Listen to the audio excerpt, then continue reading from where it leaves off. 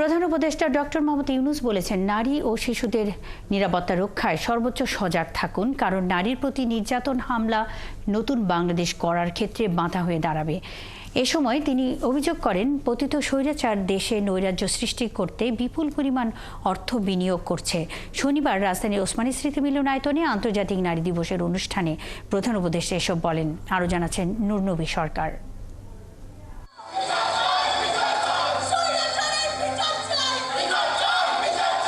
আন্তর্জাতিক নারী দিবস পালনে রাষ্ট্রীয় আয়োজন। রাজধানীর ওসমানী স্মৃতি মিলনায়তনে এই অনুষ্ঠানে যোগ দেন প্রধান উপদেষ্টা ডক্টর ইউনূস। বিভিন্ন কাজের মাধ্যমে সমাজে অবদানের জন্য 5 কৃতী নারী ও বাংলাদেশ নারী ক্রিকেট দলকে অদম্য নারী পদক তুলে দেন প্রধান উপদেষ্টা। অনুষ্ঠানে লিখিত বক্তব্য দেন প্রধান উপদেষ্টা। বলেন, দেশে নৈরাজ্যের জন্য বিপুল পরিমাণ অর্থ বিনিয়োগ করেছে পতিত স্বৈরাচার। পতিত স্বৈরাচার দেশে নৈরাজ্য সৃষ্টি করতে বিপুল পরিমাণ অর্থ বিনিয়োগ করে যাচ্ছে।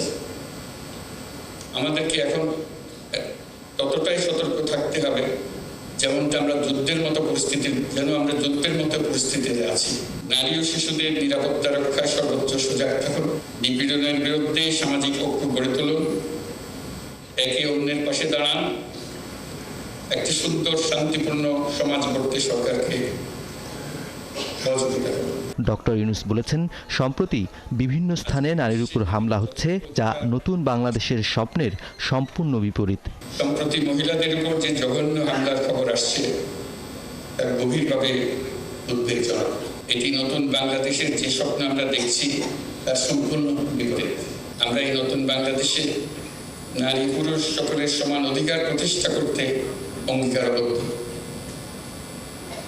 আমরা আমাদের সকল শক্তি প্রয়োগ করে এই অধিকার প্রতিষ্ঠা করব।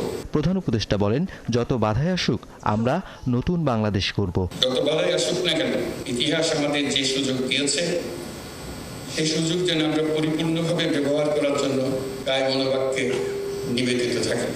আমরা নতুন বাংলাদেশ গড়বই, এই আমাদের প্রতিজ্ঞা। অনুষ্ঠানে জুলাই অভ্যুত্থানে অংশ নেওয়া নারীদের ভূমিকা তুলে ধরে ডক্টর ইউনূস বলেন, নারীর কল্যাণে সরকার বেশ কিছু কর্মপরিকল্পনা বাস্তবায়ন করছে।